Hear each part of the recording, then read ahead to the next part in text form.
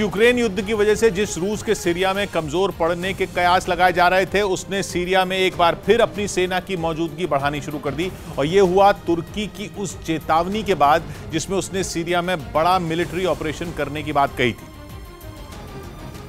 मतलब यह कि पुतिन ने तुर्की को सीधा संदेश दे दिया कि यूक्रेन युद्ध में फंसे होने के बावजूद वो सीरिया की बशर अल असद सरकार पर आंच नहीं आने देंगे। इसीलिए सीरिया में रूस की कमजोर होती पकड़ की अटकलों पर विराम लगाने के लिए पुतिन एक्शन में आ गए और रूस ने सीरिया की वायुसेना के साथ बड़ी एयर ड्रिल कर दुश्मनों को चेतावनी देने की कोशिश की, जिसमें रूस के घातक सुखोई 35 लड़ाकू विमानों ने सीरिया के मिग-23 और मिग-29 फाइटर जेट के साथ उड़ान भरी। पश्चिमी मीडिया ने दावा किया कि पिछले दिनों रूस ने सीरिया में अपने सबसे खतरनाक 6 का-52 अटैक हेलीकॉप्टर और 2 सुखोई 34 लड़ाकू विमानों की भी तैनाती कर दी है, जो यूक्रेन की जंग में अपना लोहा मनवा चुके हैं। और दावा तो यह भी है कि सीरिया के अलग अलग शहरों में रूस की दर्जनों बख्तरबंद ये जेवर के लिए पति के साथ झगड़ा नहीं करती, बल्कि खुद जेवर बनाकर बेचकर महीनों तक लाखों की कमाई करती हैं।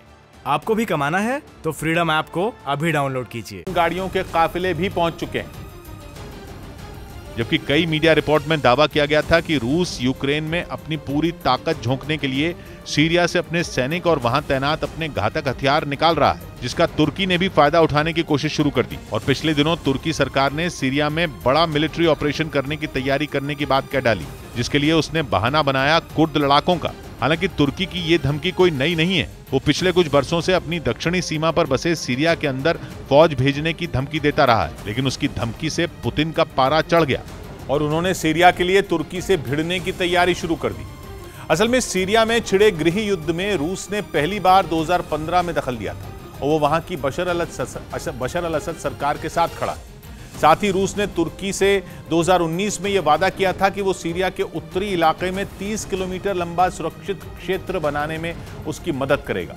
लेकिन तुर्की का आरोप है कि रूस कुर्द लड़ाकों को उसकी सीमा से 30 किलोमीटर पीछे धकेलने में नाकाम रहा। इसीलिए तुर्की ने अब इस संगठन का खुद खात्मा करने का ऐलान कर दिया और दावा किया कि वो अपनी सीमा के आसपास घूम रहे कुर्द लड़ाकों को मार गिराएगा और फिर सीरिया की सीमा में घुसकर वहां के अलग अलग हिस्सों में भी उनका खात्मा करेगा।